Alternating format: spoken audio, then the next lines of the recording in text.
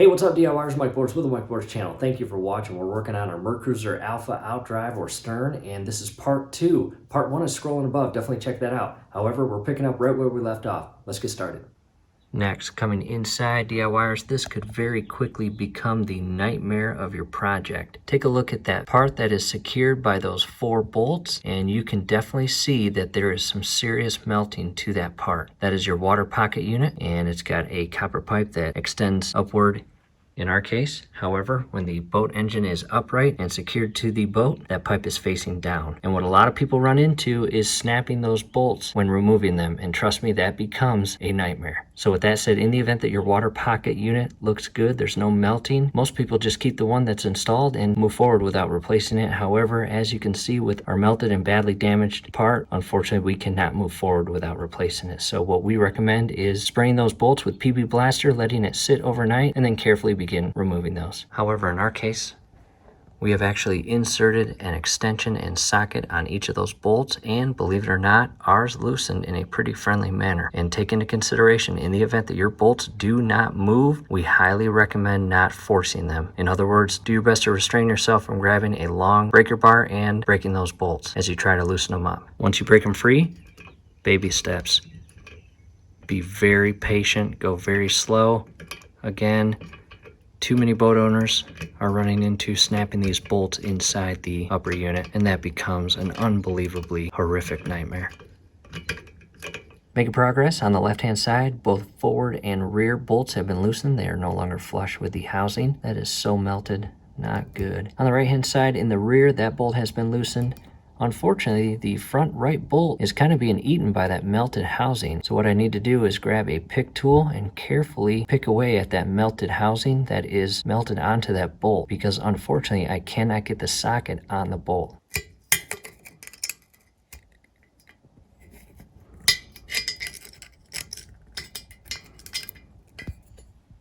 That's the tool I'm using.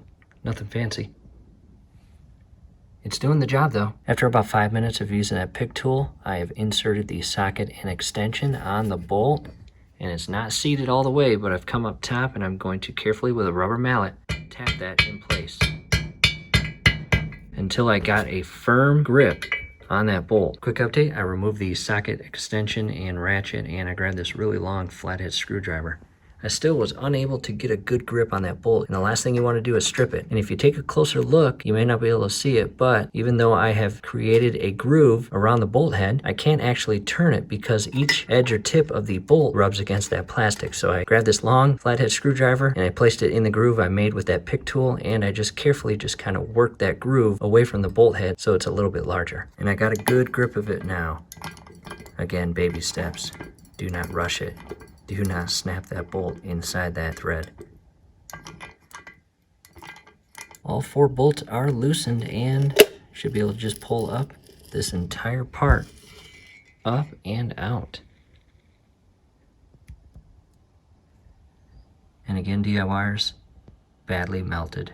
If yours looks like this, replace it, or it will continue to leak water and cause damage to your engine. And back to the inside, coming up from the top, and I'll carefully pull that gasket off, and it will be stuck.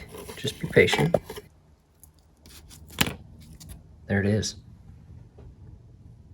And that's what it looks like inside. We'll go ahead and clean that up before we install the new gasket and new part. So again, DIYers, that is how you remove your water pocket part. And I would say there's not much to it, but there is. Do your absolute best not to break those bolts inside the cast iron upper unit. That would not be good. However, again, if yours looks like that, replace it. Back to the upper unit, and basically every part is removed except for our gear shifter. As you can see here, that's still in really good condition. I'm just gonna leave that in there.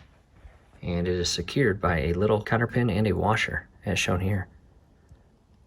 Here's a quick tip for you DIYers. In the event that you are doing this project inside like I am, these gears, bearings, and shafts give off a very potent and strong oil smell because they are lubricated and oiled. And in the event that you do not take them outside and put them in the garage or somewhere else, they will definitely make your house smell like strong oil. And to alleviate that, what I've done is just inserted the parts in Ziploc bags and closed them up for the most part. That's a little too big. As well as the cap.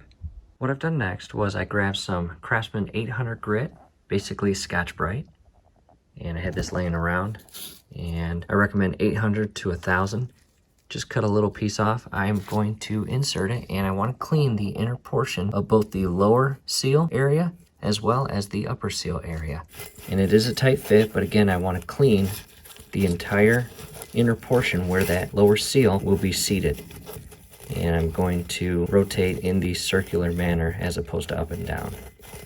And I will clean this entire inner portion, and then I'll vacuum it out to ensure any and all particles are out of that insert. After vacuuming, you want to again just wipe out the entire inner portion of the seal. Best to do it with some lacquer thinner. Just a quick little dab on a paper towel as shown here. Clean both the lower insert as well as the upper insert, and I'll let that dust settle, and I will vacuum once again. After you ensure and are very confident that the inner portions of these seal housings are clean and clear, now it's time to install the seals. And for ours, we've got the GLM 87500 gear case seal kit, and that comes with several parts, as you can see here. And we're going to pull out the seals. In addition, you will need some Gasket Sealant Compound, and Evinrude & Johnson is the recommended, and that's what we purchased, but we got this in the mail. It's the same exact stuff, just a different manufacturer, Loctite. And you may or may not need this. It was only $15 for us. It is a punch to properly seat the upper and lower seals. Again, only $15, so we thought, why not? Let's just buy it and do it right. From my local Ace Hardware, I picked up this $3 bolt, and I matched the thread. I took this actual punch to Ace Hardware, matched the thread, and that will give me a little extra height to assist in punching these seals in place.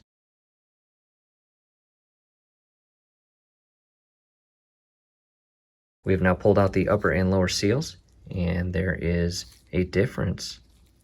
One side is an inner loop with a spring, and the other side is flat, as you can see here. Funny thing about this part that we purchased from SEI, there's the part number 89-101-19. We will post a link down below in the comment section as well as the description section on where to buy this. When this came in the mail, sealed in this actual package, believe it or not, a lower seal was already installed on it. Don't know if this is new, used, or why it's even there, but we're going to take it off and it should just pop right off.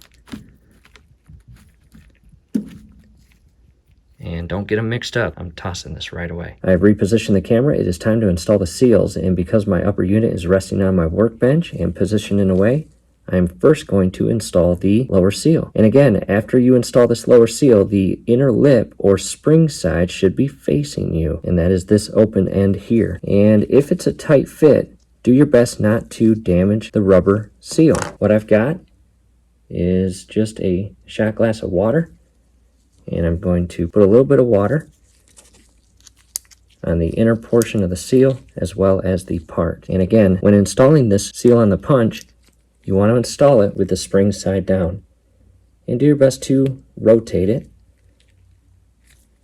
to properly seat it, as shown here. I'm now going to screw in that large $3 bolt I purchased, and we are now going to add the sealant compound.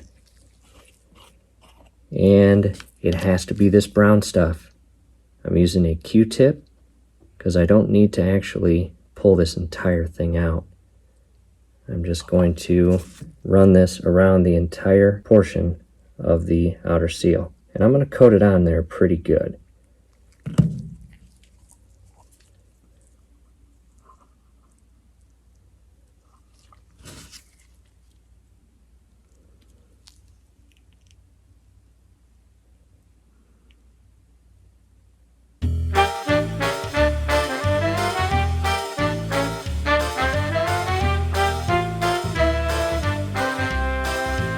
And here it is, all gasket sealed and compounded up. Here's a top view of it. Again, you will notice that the lip side is now down, and we've got basically the flat side facing us. And we are going to insert it up here and all the way down. And we are going to align it properly, and hopefully I can get away with using the rubber mallet and carefully tapping it in place.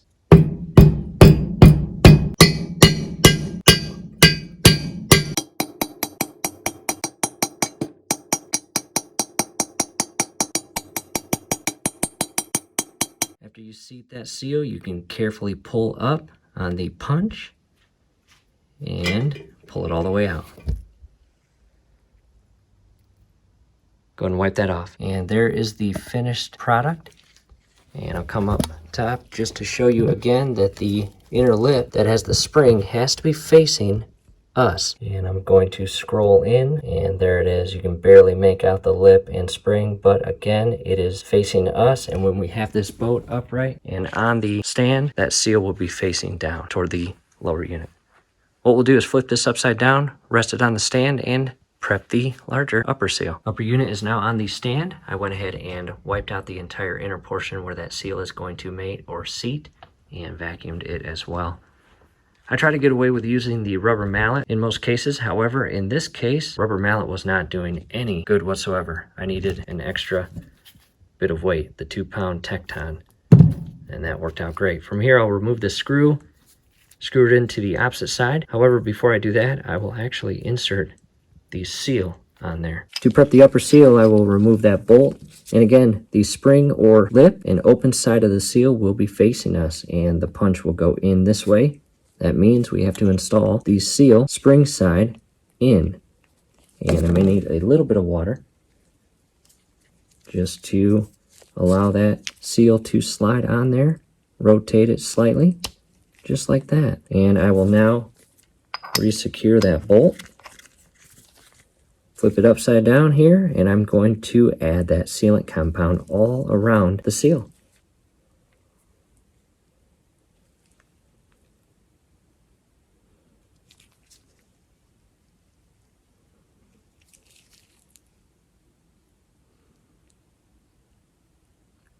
And I'm really going to coat it on there. Here it is. Lots of sealant added. And again, it's going to be installed straight down, and we are going to punch it in place right down here.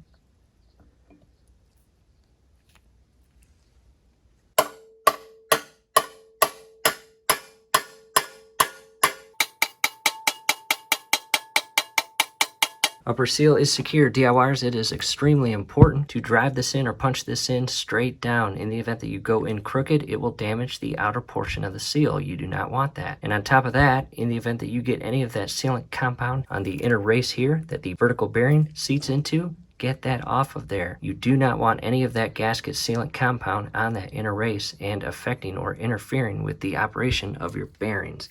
Not good. To the water pocket cover. And the cover assembly, part number, it's a OEM Quicksilver 42724 Alpha 3. And that's going to go inside here. Here it all is. Let's go and open it. Here it is out of the packaging, and there's the housing. It's got a little hole here, the bar, the gasket, the bolts, and this little rubber insert, as you can see here, will go inside the housing. And take note of how I do this. The actual nipple or rubber portion that is sticking out, that will go in first, and you've got more space on top of the actual tab or nipple, and that is the top. So pinch this and slide it in, and I may need both hands, maybe not. And as you can see, again, it is a rubber insert, so carefully squeeze it or compress it and continue to shift it in place until it's properly seated and that nipple comes out that hole. Here it is. Again, compressing that rubber insert, just slide it right down and in place. And once you get that nipple in, kind of work it back up and to the sides and back down to properly seat that nipple in that hole. And let's go and open the gasket. With the gasket out, you can see on the other side, just some print. And basically it's one long piece, and then they use the machines to cut it. And we are going to have this side up, mating with the bottom portion of the housing there. We are going to have that side down, mating with the portion in there. And no need to use any gasket sealant on this. You'll just carefully insert that and align it properly over the holes. And we strongly recommend vacuuming and cleaning that entire surface that is going to mate. Make sure there are no corrosion or any calcium buildup that will interfere with that seal, and that seal could fail, and you don't want that. What I'll do next is insert this. I'm actually going to Loctite that in place, and let's go grab the old part. Well, DIYers, here we are, old part on the left, new part on the right hand side, and you tell the difference? Absolutely. A huge difference. Can't even make out that hole on the melted old part at all. Isn't that crazy? Again, if yours looks like this, replace it. Don't move forward in the project having that water pocket cover in that condition. Here's a quick view of the opposite side. Old on the left, new on the right. Big difference. From here, I'm going to remove this bar, and I'm going to properly make sure that this bottom portion of the housing is clean and wiped off. Prior to securing these bolts, I'm going to put anti-seize on the actual thread to make it easier to remove this housing down the road and replace it with a new one. I will open up the anti-seize and apply some anti-seize to each bolt thread. And all I'm going to do, you definitely want a towel accessible. Just work that anti-seize into the thread, as shown here. And as you can see, it gets pretty dirty. So again, have a towel available. And I will continue this process for the remaining 3 bolts.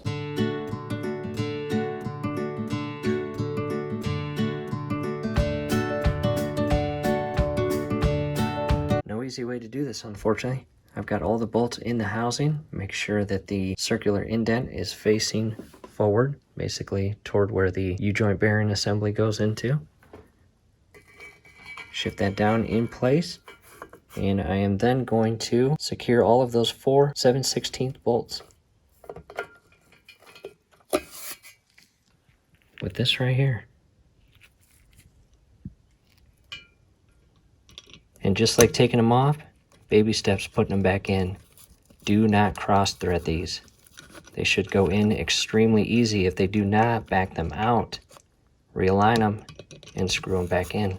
And because we are seating a gasket, you want to go in a specific sequence. Once I get all these bolts screwed in, I will tighten them by starting right here, hop to this side, 3 turns on that side, hop to this side, 3 turns, 3 turns, 3 turns, 3 turns until it is secured. Do not over tighten any of the bolts. Long extension and ratchet. And again, 3 turns, hop to the back one. 1, 2, 3, 1, 2, 3. Again, we are properly seating the gasket. Water pocket cover is secured. Again, do not over tighten those bolts. Do it in sequence to properly seat that inner gasket, ultimately creating that watertight seal. What we will do next is install this rod here, but we are going to apply just a little bit of Loctite on this portion and then slide it into the rubber fitting. We will be using Loctite 680 retaining compound by Henkel, and the manufacturer strongly recommends to not use this on plastic. However, in our application, it will be going on copper and sliding into that rubber insert we installed on the plastic housing. I'll only go about a ½ inch up and basically apply it and use my finger to spread it around the bar. And do your best not to get any inside the bar. And as you saw, I did not apply much. And I'm going to shift this into the hole, and you want it as straight as possible. I'll tap it down with a hammer ever so gently. Here's the finished product. And again, the copper pipe is as straight up and centered in that housing or rubber insert as possible. And that Loctite is going to keep this copper bar in place the remainder life of that part, both the rubber insert and the pipe. And that will actually connect to this upper portion here that comes out of your water pump or impeller.